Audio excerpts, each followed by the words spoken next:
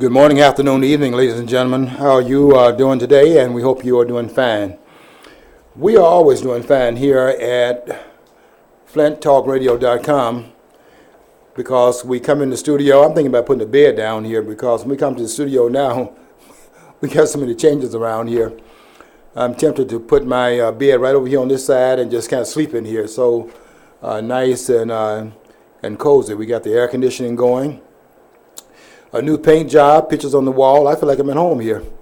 And so if I begin to nod off, you know why. I'm just so comfortable on being in the studio these days with all the changes that are going on around here. We are back for another session from 2 o'clock to 3. What's going on comes on for an hour.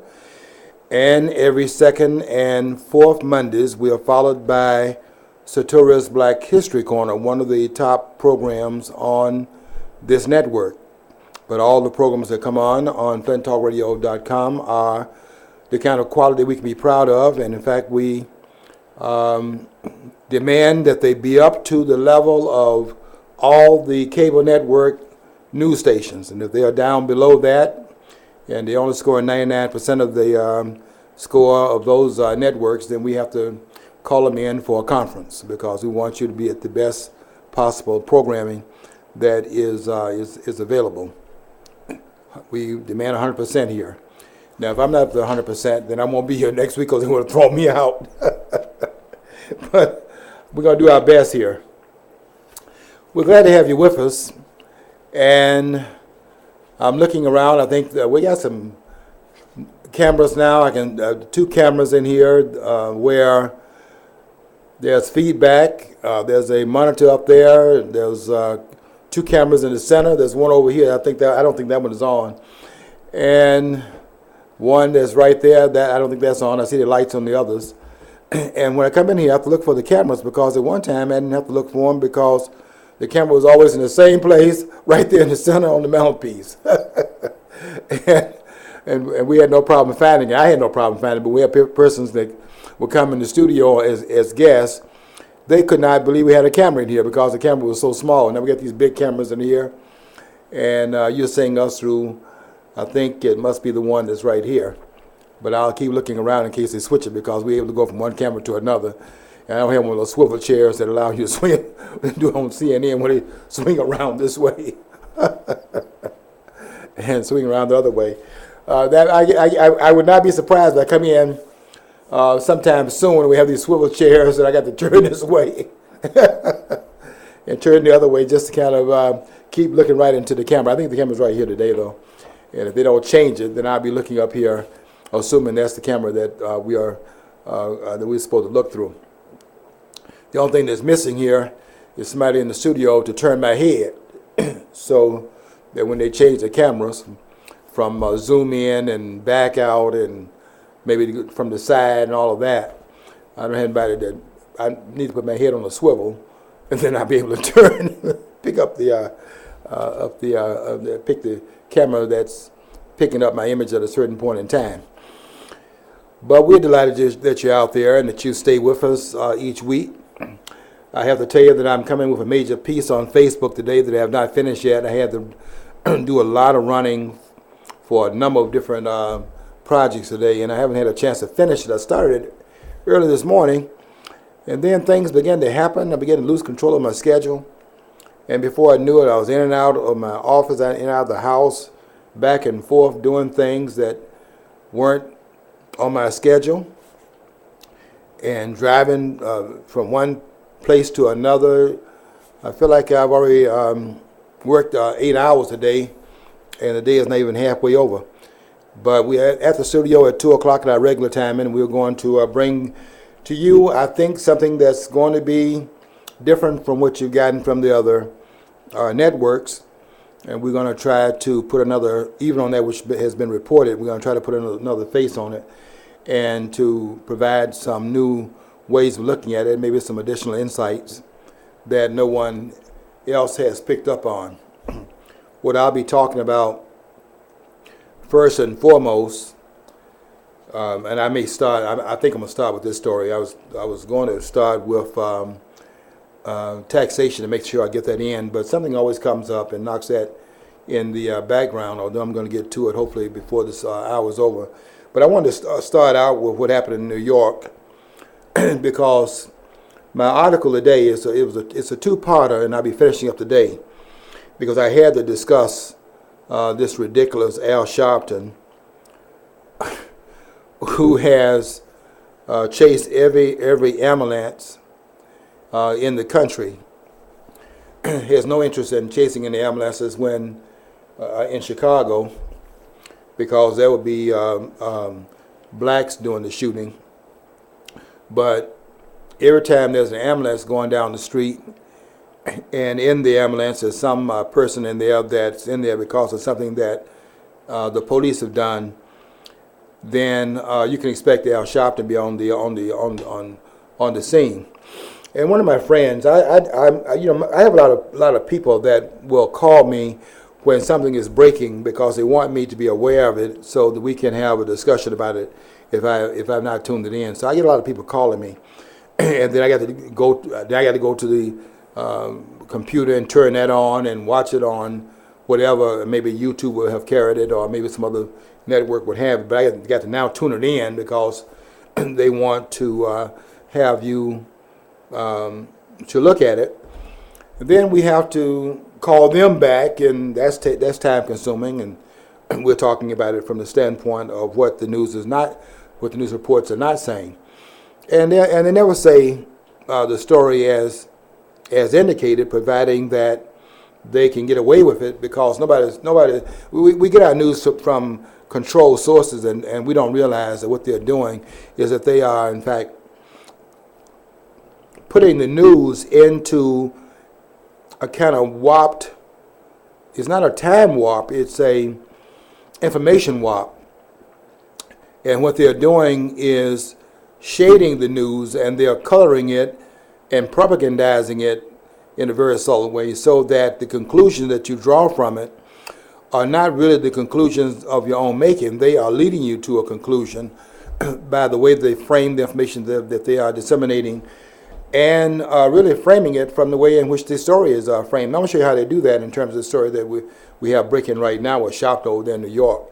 Of course, he didn't have to go too far because his Black Action Network is housed in Harlem, and that's so that he can be right there where he has a constituency, only about 2 people, but whenever there's something like the incident that occurred last, was it Wednesday or Thursday, where there was a person whom the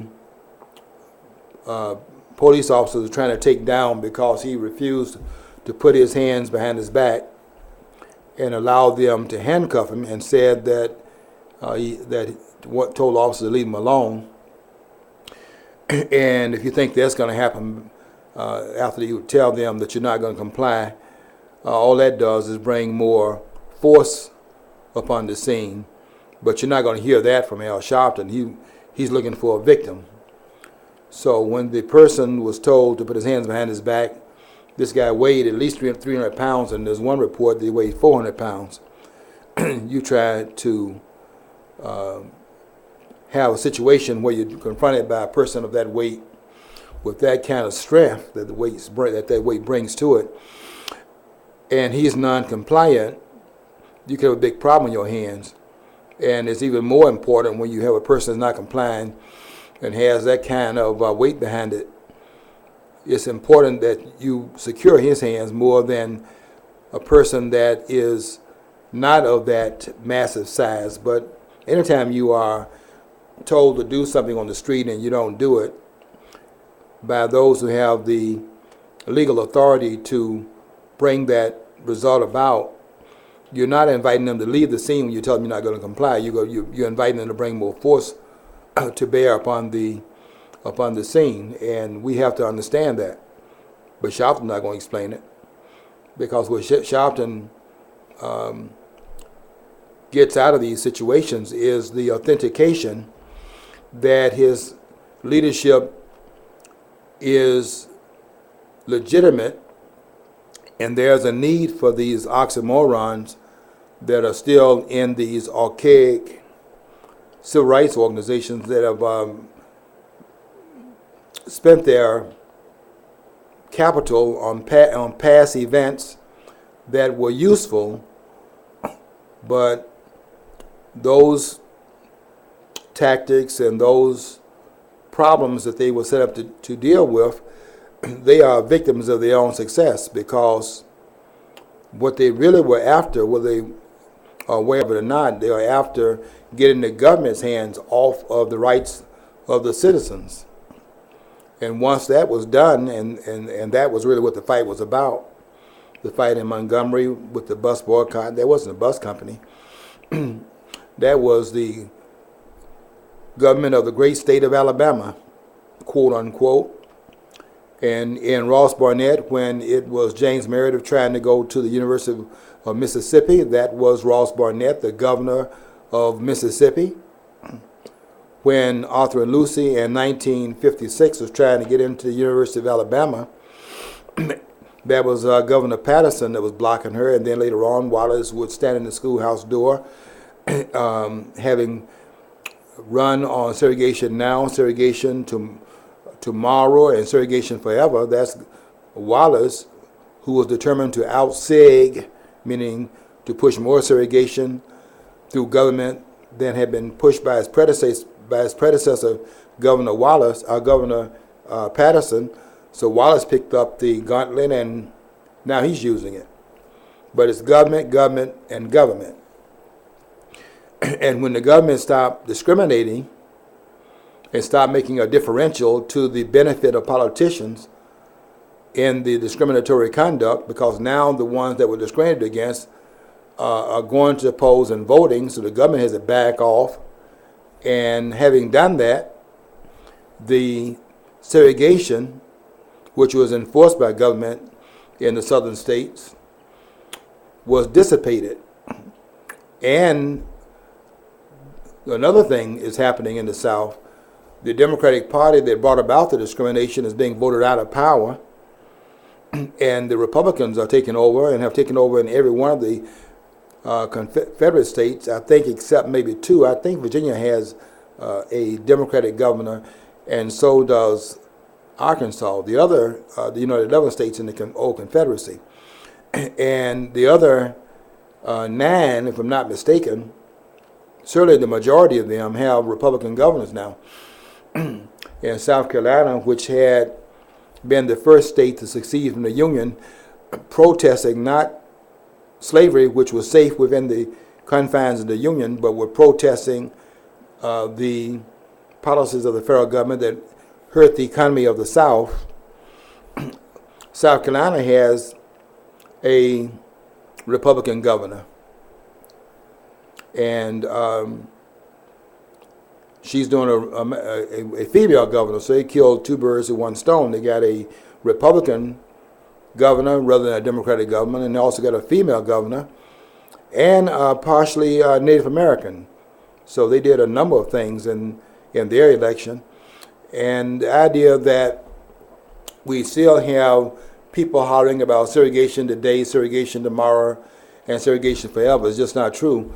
And these civil rights organizations are archaic organizations. They're relics of the past that refuse to go away.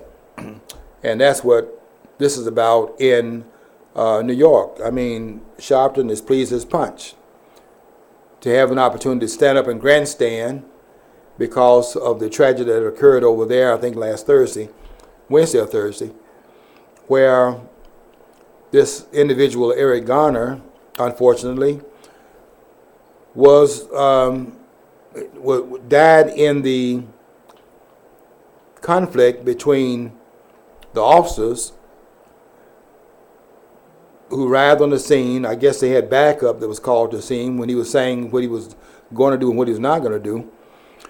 And one person, I saw the videotape where one person came up behind him and grabbed him around his throat to take him down. And when you bend over that way, you're in a more vulnerable position because your knees are made to bend in that direction. It's harder to take a person down from the front because then your knees lock. But grabbing from the back, which is what they did, they were able to, first of all, neutralize him, and then they took him down to the ground. Now you have to turn him over and handcuff him. Now, I've been reading the press reports. After having watched the video, I've been reading the press reports. And I've seen nothing but provocation in the news reports, which is in addition to the provocation of Sharpton's presence, because there won't be any clarity by anything Sharpton is doing either. But the press has been also egregious in its reporting, because they kept on in the news accounts talking about the chokehold. And you read the reports where it says that Eric Garner said he couldn't breathe. And so the connection you're supposed to make was that he couldn't breathe because he's being choked. Let me tell you something. You would not think that is nothing but manipulation by the media, but that's exactly what it is. See, I listened to the tape. And in listening to the tape, you can hear that when Eric Garner said he could not breathe, you did not hear the sound gobbled. I'll tell you what I want you to do. I want you to try to say something when a person is pressing up against your throat and see if you can sound normal, like your voice is not being goggled, because your windpipe is being cut off. And what the press did was make it appear that his breathing is because he's being choked, and therefore his death that ensued as a result of that was caused by the police officer. And that story is going to run because they have not listened to the tape carefully enough. But that's my job. That's what I do. I listened to the tape, and then I read the news article, because I knew what the press was going to do with it. And that's why I had to listen to the tape first, because I want to see if they're going to report. I already knew they weren't, but I already had my answer. That's why I took the question to the news article. And the only question I had was, how much were they going to put the emphasis upon the chokehold? Because they were trying to make the chokehold that which killed him. But here's what they also reported, but not quite as central in the reporting as the chokehold was that Eric Garner had an asthmatic condition. And those of you who have had any contact with asthmatic patients know that once they get excited, breathing becomes a much bigger problem. And what you hear in the tape is that Garner is having problems breathing. And you've seen that a lot of times when you have a person that's excited about anything. It could be a warm atmosphere and they start panicking because the heat is something that causes the air to be different, and it's a little the hot air rises up so that when it's heated, the oxygen level changes, and so they start panicking because they can't breathe, and they have a problem breathing in that situation. And so in being subdued, the asthma kicked in. Not the choking, because the choking would have made the sound come out differently. You see, what I was listening to when I listened to that tape was the clarity in which he was able to say that he couldn't breathe. Go back and listen to the tape, those of you who listened to the tape the first time, and listen to it again. And you'll see that there's no goggle sound, wherein if you're being choked, just hold your hand up, and you'll see if you put it around your throat ever so lightly, your sound is in fact altered. There's no alteration in the sound. The problem that he has breathing is not because he's being choked. They're holding around his neck, surely enough, to restrain him, but not choking him. That's the press saying he was choked. What the officers are doing is they're restraining him because they are trying to get those cuffs on him to neutralize him. And once the cuffs are on him, the danger that he poses is over. But they had to get his hands restrained because he's non-compliant.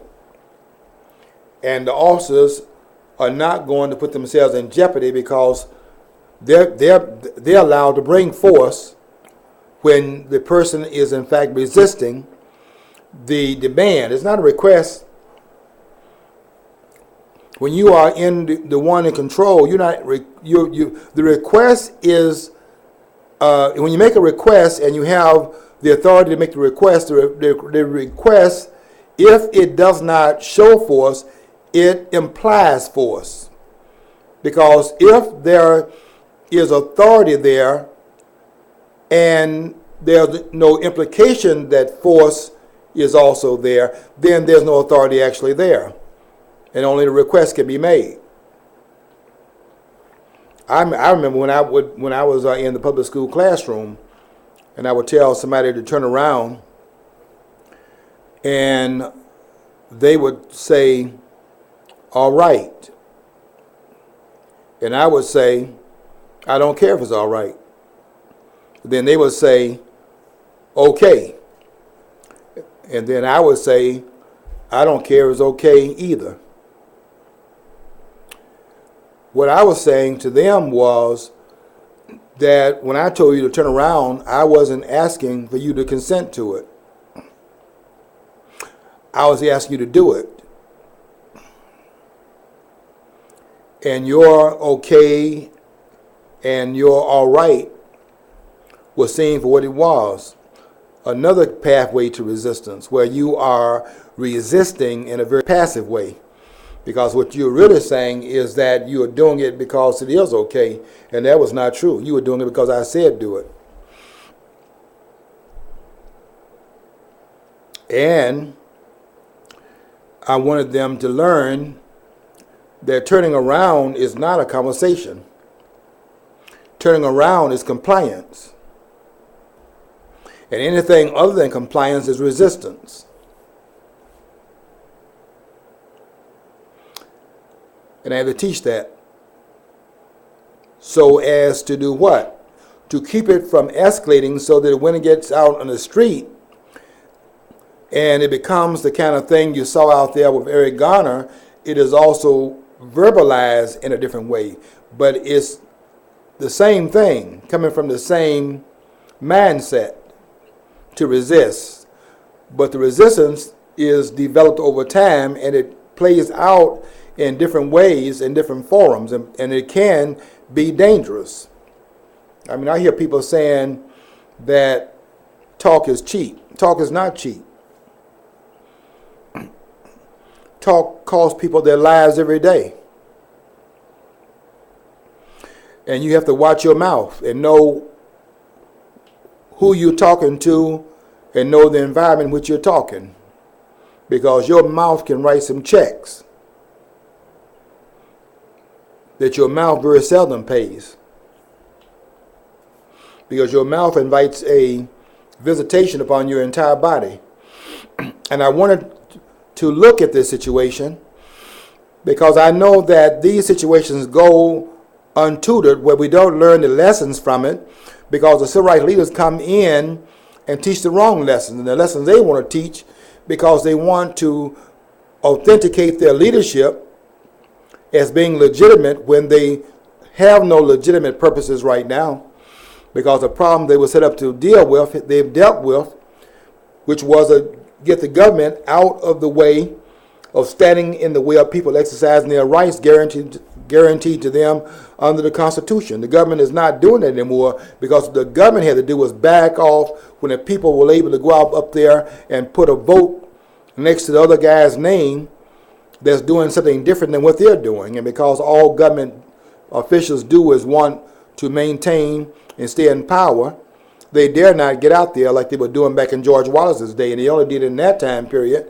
because the people they were doing it to could not go to the polls and cast a verdict against them. Called a ballot. That's a four-letter word. You ever heard of the other four-letter word? It's called vote. True to vote.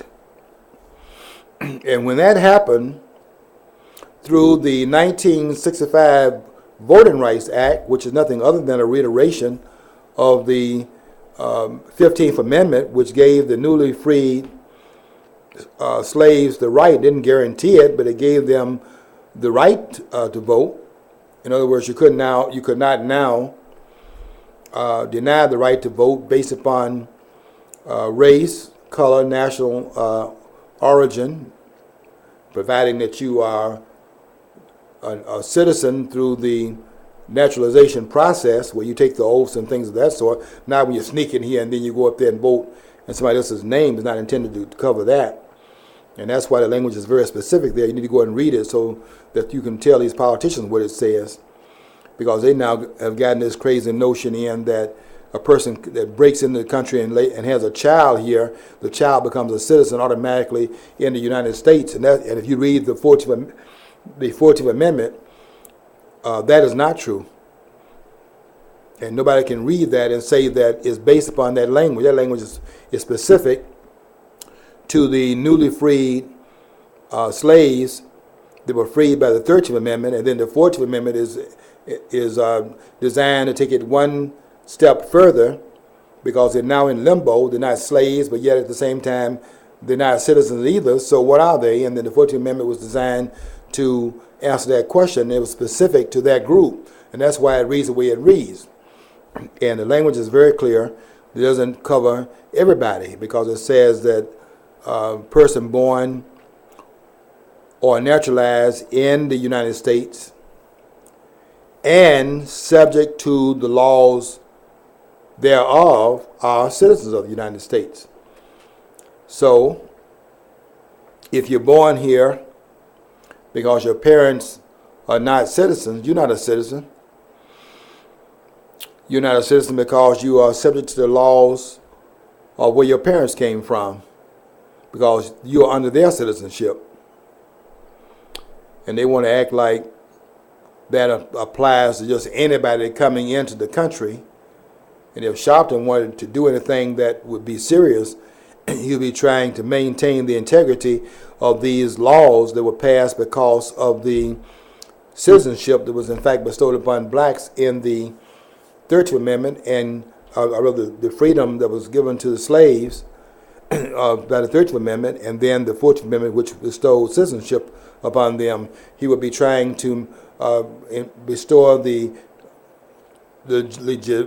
legitimacy of the claims upon blacks' rights through the 14th Amendment, which is not comprehensive to all the person coming here, by breaking into the country, using that language to legitimize them being in this country based upon the enslavement of blacks that went on in this country from 1619 to 1865 for 246 years.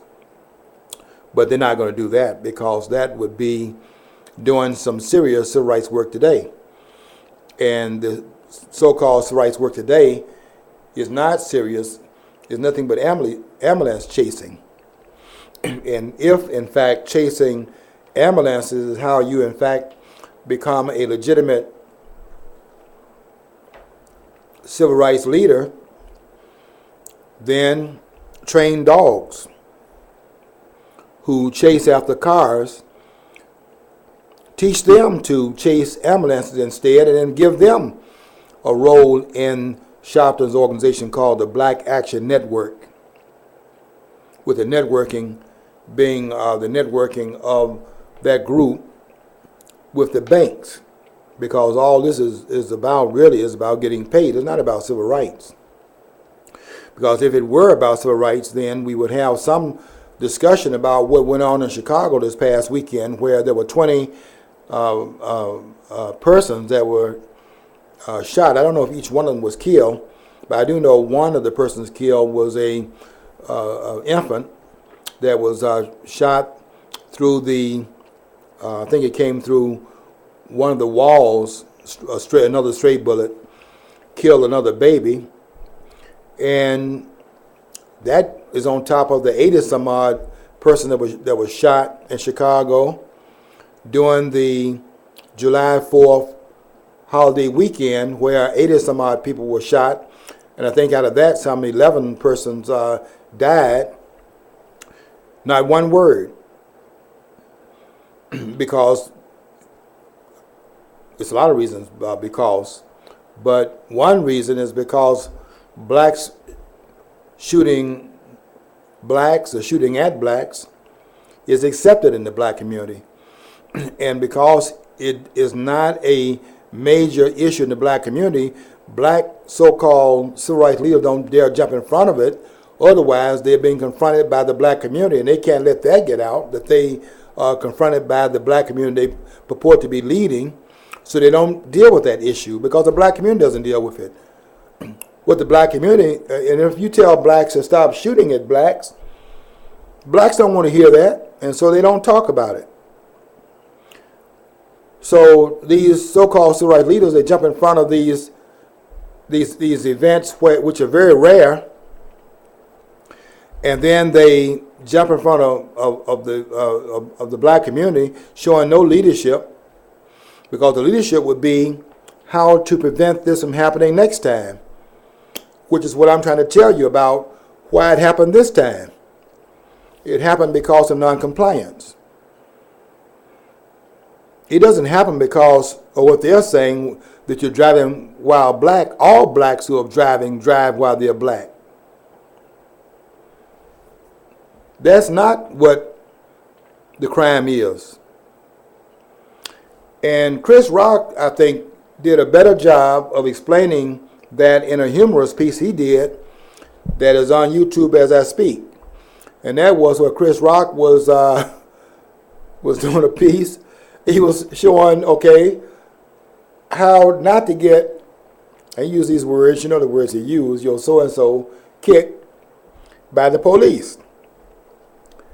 And he did a humorous piece, so, you know, we can listen to it if it's humorous, but if you tell us to do that when it's not any human attached to it, you're going to get some objection. But what Chris Rock did was he showed one guy being stopped, and they get out the car, and he's belligerent, and what you stopped me for, and all of this, and before you know it, they got him on the ground, and got his hands behind his back, and got a clip upside his neck, holding him down, and they're going to restrain him and put him in handcuffs.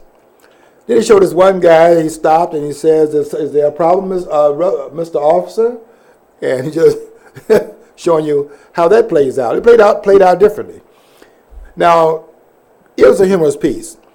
But Chris Rock was actually making a pivotal point, and that is how you engage authority has a lot to do with how authority is going to treat you.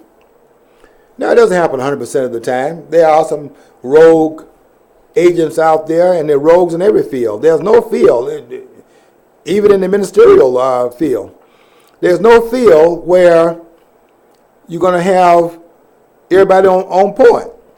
I remember one of the biggest shocks I had in college was in my art class. Now, art was one class that I went through that class. I mean, I was glad when that class was over. There were two classes I was not good at. One was art appreciation.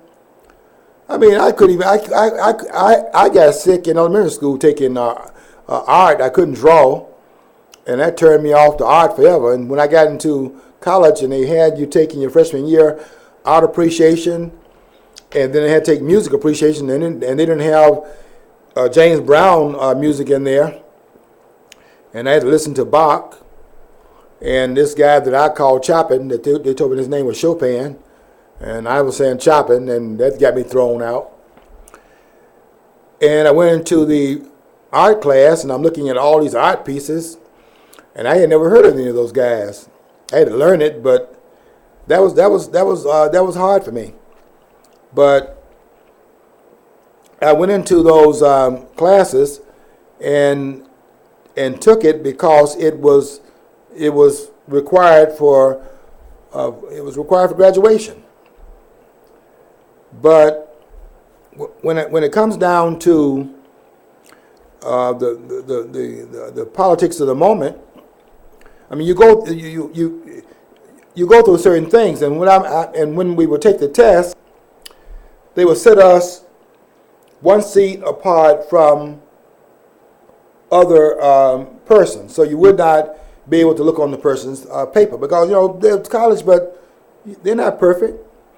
Some of them studied and some didn't study. I studied. But what I didn't know in the room was that, and this is my first, and I remember this this was years ago, but I remember it like it was yesterday. In between the seats, there was every other seat you were sitting, and then there would be a seat in front of you that'd be open, and there'd be a person sitting over there. The teacher did not intend for you to cheat. It was the first test I took in college. And to me, college was up here on like the mountain. It was like a place that nobody in my community had ever gone to college before. I was the first one in my community to go to college that I knew about. They went away to college, and nobody came back to tell me how it was on the colleges. So I'm thinking college is way up here, all the intellects. So when I was taking my first test, I heard these books. The teacher walked to the back of the room, and I heard these books closing. I heard like bam, bam, bam. Then he walked to the front of the room, and same sound, books were closing. So I couldn't believe it. Everybody was in there cheating. So on the side of me, I won't give this guy's name, but I still remember him even today. I leaned over. His name was Reverend. I won't call his last name out because it still may be maybe still preaching. I don't know. But I leaned over. I said, "Are they cheating here?" Oh, I mean, I was that surprised. I asked, "Are they cheating in here?" The guy, that was a minister sitting one seat over me, and you know what he told me? He said, "Cheating? Aren't you cheating?" He had his book open. Can you hear me at all? I mean, I was that naive. I mean, I thought in college, you had all the scholars, and here they were cheating in my first test, and then as a minister over here on the side of me, he was cheating. My point is just that no profession has all the people in it that's going to be on point. You're going to have some rotten eggs in every profession, and there's no profession where they are not. So I'm talking about 9 out of 10 times what happened. Not 10 times out of 10 times. 9 out of 10 times, if you deport yourself in a certain way, you're not going to invite certain things into your space. In fact, there's only one kind of respect that you have in the universe, and that's self-respect. There's no other respect, by the way. What the other person's doing is that they are parroting back to you the respect that they see that you have for yourself. In other words, give to the world the best that you have. You heard that before? And the best will come back to you. Well, part of that is what I'm talking about here in terms of this conduct that you saw out there in New York. The Sharpton I'm not going to talk about, because Sharpton is setting blacks up for more people getting killed by telling them that there's nothing they can do to stop this, when there's everything they can do to stop it. Or at least 9 out of 10 times. At least it won't be 10 out of 10 where you're being victimized by what happens. Because when you're told on the street to do something, you might well disagree with it. But the disagreement is not in that forum. You have to know what the forum that you disagree with it in. And I've had disagreements out there on the street myself. And I would tell my students about this when I would have those incidents, to be able to teach it to them so that they would be able to learn from more adult eyes of how to handle themselves in that situation, because they see it through the eyes and lens of how immature persons see it. But the mature person should see it through a more mature lens. And Eric Garner saw it through a less mature lens. He didn't deserve to die from it, but that was not the intent of the police officer. The intent was for them to get him to comply with their demand. If you say you're not going to do it, they're not going to get in their car and ride off. That's not going to happen. They're going to, if 2 officers cannot bring compliance, then 4 come. If 4 can't get it, 8 will get it. They're going to continue to bring more and more force on the scene.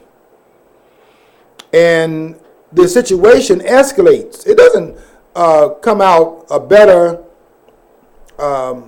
consequence, a better result, a better outcome? Will you bring that much force to the scene, which could have been dealt with the original force that was there? But there's force that is there. When government arrives on the scene, in any scene, force is on the scene. It is never negotiation on the scene.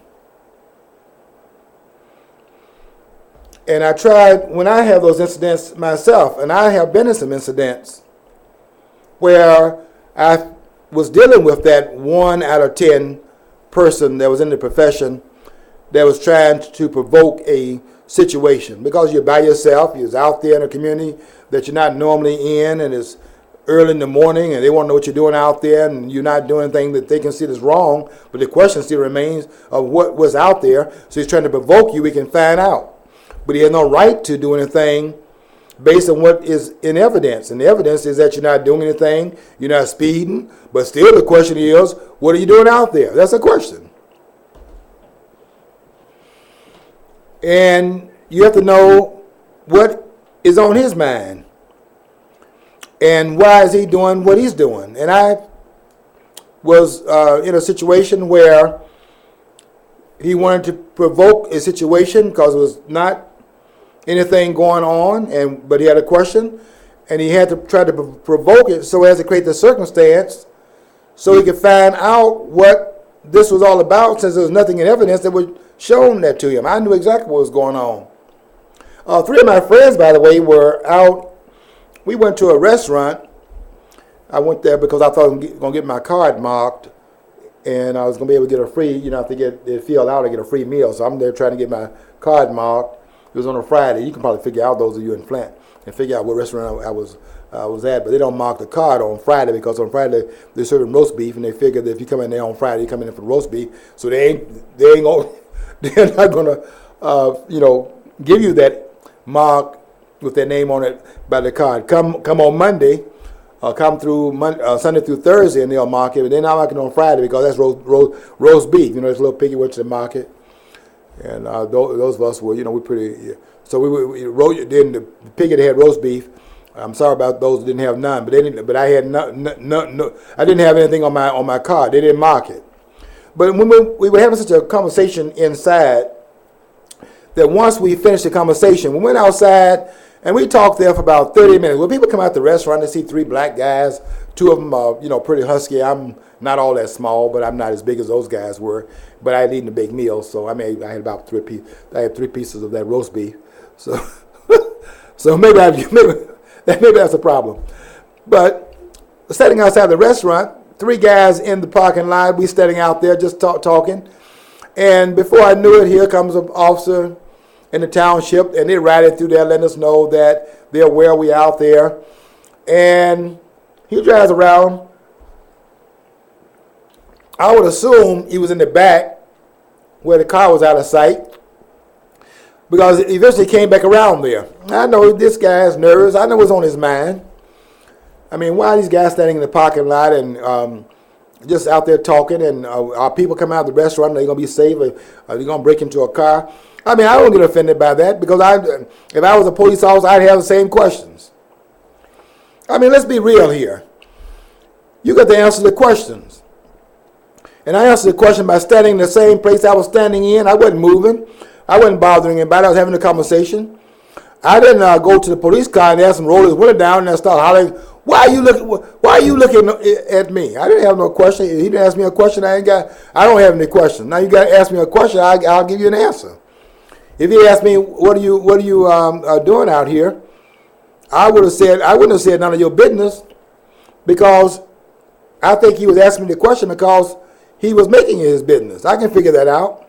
And I would have told him, we are here having a conversation. We were in the restaurant, and we came out, and we were out here talking and having a conversation. I mean, that didn't hurt me. It hurt my feelings to tell him that. And I think that the question is not an illegitimate question either. And we got to stop these situations, which is giving the wrong lessons from these situations that turn into confrontations through which people are dying, which Sharpton benefits from, because Sharpton turns the cities in those situations into Wells Fargo. And he ain't leaving until he gets a check. He didn't care anything about Eric Garner's family. It was sickening to see a picture with the widow of this man in Sharpton's arms, and he's sitting there like he's trying to comfort this woman. That man didn't more care anything about Eric Garner, who deceased, or his widow who lost her husband, or the next one they'll be in that situation. Because if he did, he would, in fact, rather than going down the street talking about no justice, no peace, which really, if you translate it, it means no paycheck, no peace. It really means no paycheck, I ain't leaving.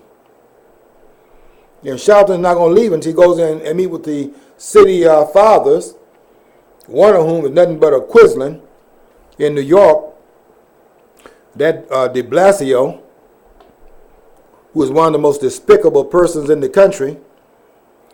And he's out there acting like with a knee-jerk reaction, and acting like he can't see this side of Thursday, making these ridiculous comments, acting like the person was choked to death.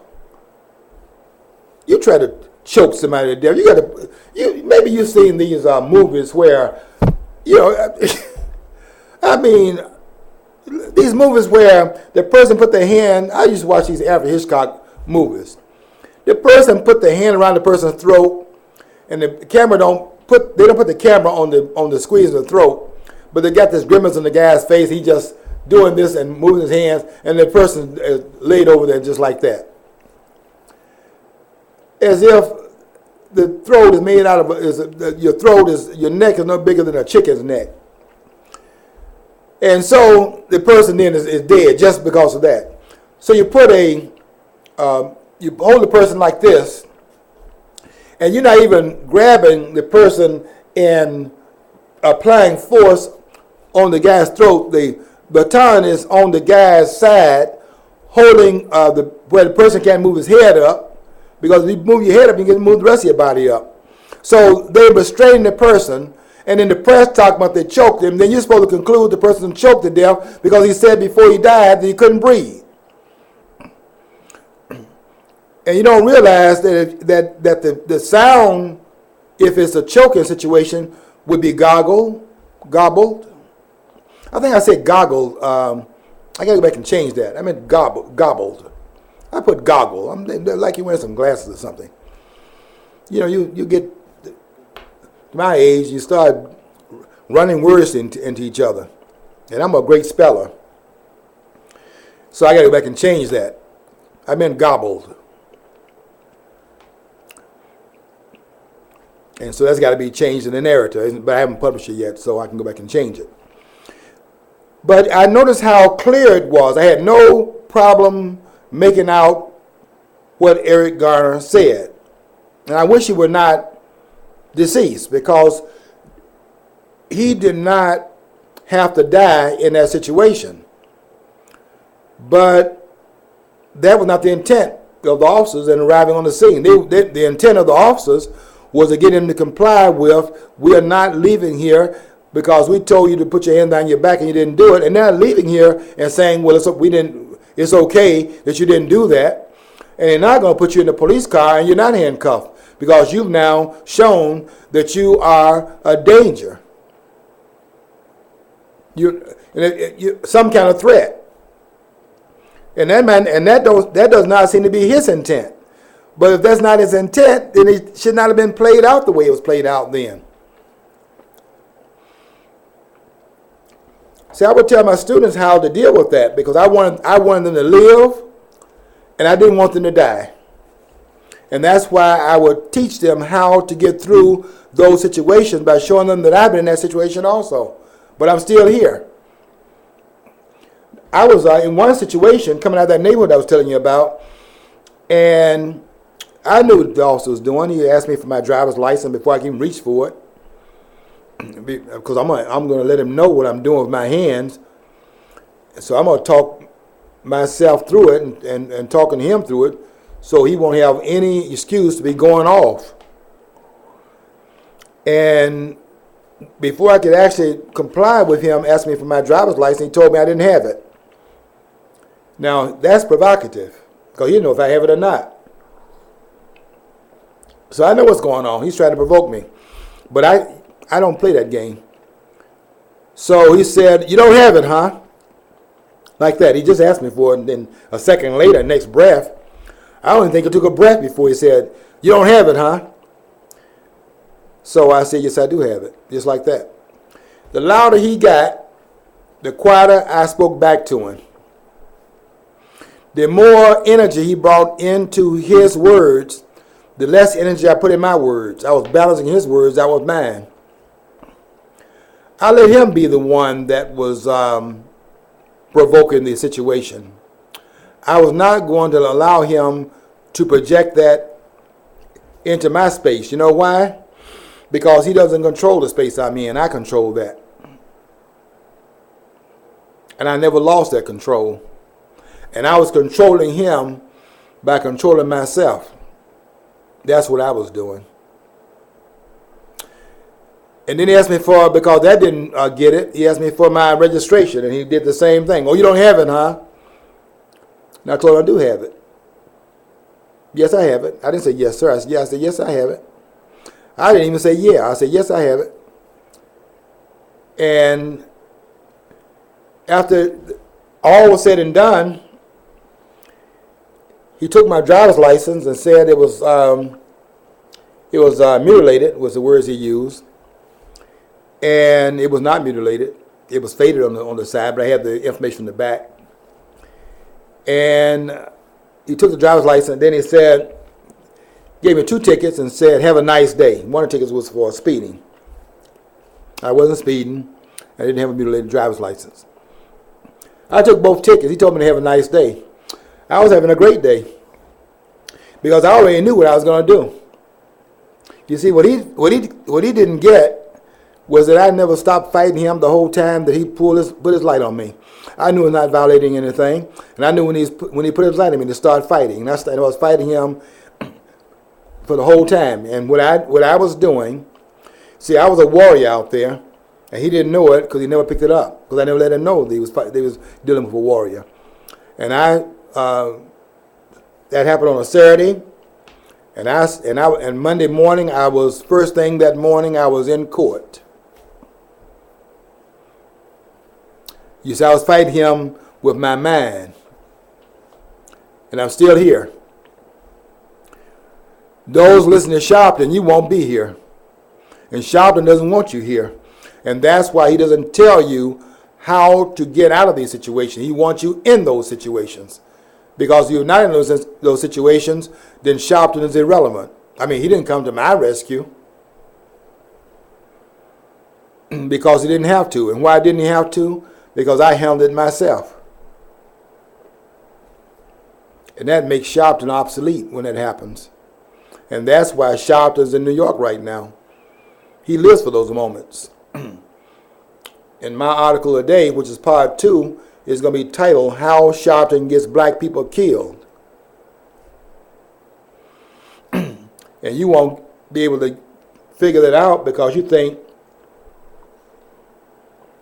going down the street, hollering "no justice, no peace" is how you end up not getting in a situation next time. That's in the aftermath of it. The question is, what do you do before you get to that point? So that those demonstrations become inconsequential, become unnecessary, become really impossible because you don't need to have those demonstrations. But not having demonstrations makes Sharpton's work obsolete. And that's why he's always misdirecting black people and giving them the wrong message in these kinds of situations, because Sharpton cannot get any benefit out of that, through which he's going to get paid in this situation here. They're going to pay him to go away. And he ain't leaving until they write him a check, which you don't see. And the Garner family, who lost a loved one, are being exploited by the media and by this race hustler, who doesn't mean black people any good. And that's why he doesn't go over there and say anything when they're shooting each other down and black people are killing black people like it's going out of style, and you have genocide going on inside of the black race and black leadership, quote unquote. Just at Jackson's in Chicago, Farrakhan's in Chicago, and I haven't heard either one of them lead any demonstrations out there to stop any of it. At least in Farrakhan's case, he doesn't go out there hollering "no justice, no peace." But Jesse Jackson lives in Chicago, and we haven't heard him. And then when it came down to the violence in Chicago, there he's talking about calling in the president to act. He didn't call the president to act. He didn't call the president to act in Sanford, Florida. Because what the press had done in that case was made George Zimmerman a white person. And that's close. That's all they need. And so now they all get on a plane and they all go to Florida, and they're going to deal with that situation themselves. But when you have this killing going on in Jackson's backyard, the cat's got his tongue. And now we need the president to come in there and say a few words. And he ain't saying anything either. Because the people that look like his son on both sides of the ordeal that's in place. They look like his son in the ones that's getting killed, like Trayvon, and they look like his son, the one who killed him. And that's why the president didn't talk about his sons in that situation. Because all these people are hustling black people. And none of them have your best interest at heart, nor the country's best interest at heart. They need conflict. And they need to drive the divisional engine in this country, because that dilutes the numbers and keep the people confused and keep them from being able to figure out what's really going on by all this turmoil that they are in fact helping create. I knew if I got on this subject, I wouldn't be able to get to the other subject, which I'm going to get to before going on my sojourn, but not today, because we are almost. How much time do we have? Okay, we about 3 minutes from being off the air today. But I wanted to say this to you because I think we have to deal with the current events so that we can learn from the things that are happening in the environment and extract the right kinds of lessons from it, rather than learn these lessons that overwhelm people to make them see themselves as unable to act in their own interests, where they're being victimized and they have no power to stop it. You do have power to stop it. I was saying to a friend of mine this past weekend that it's impossible for a clerk behind a counter selling pocketbooks or purses. It's impossible for a person that's a salesperson behind a counter to victimize somebody that has Oprah Winfrey's wealth. That's not even possible. When Oprah had that problem in Switzerland, it is impossible for a store clerk to victimize Oprah Winfrey. Oprah Winfrey is worth, according to the latest reports, $2.9 billion. She's getting ready to bid on the Clippers basketball team. The clerk couldn't bid on that team in Switzerland. She couldn't even bid on buying the store she works in. That's impossible. Yet the lesson that was being taught by that is that Oprah had been victimized in that store. And we got to get away from this narrative that's playing a recording in our head, they're feeding back to us, that in all situations we are victimized by those who have no more power than we have. Because the only victimization that really went on in this country, quite frankly, was the victimization, even in slavery, was the victimization by the government of the United States. Slavery was in fact backed up by the government. I'm going to have to deal with that when we get to the narrative next week. I'm going to start next week with dealing with the taxation issue. You know why? Because that gets us into the government's role and slavery also. And we're going to tie this together because the narrative that we have here about the society being this and so on and so forth, that's a narrative that they're playing until the cows come home. Is that people at home right now thinking about how to stop black people? That's a narrative they want you to come away with. That's not really what happened, and that's not what's happening right now. Now the government has been downsized because of the way black people can go to the polls and put the politicians in. It's a whole different ball game, and we act like the ball game is the same as it was before 1965. That game has been changed, no matter what Sharpton says. Okay, got to get out of here because we're running out of time. Until next week, we want you to follow your dream, because if you don't follow your dream, you will never know what's on the other side of the rainbow.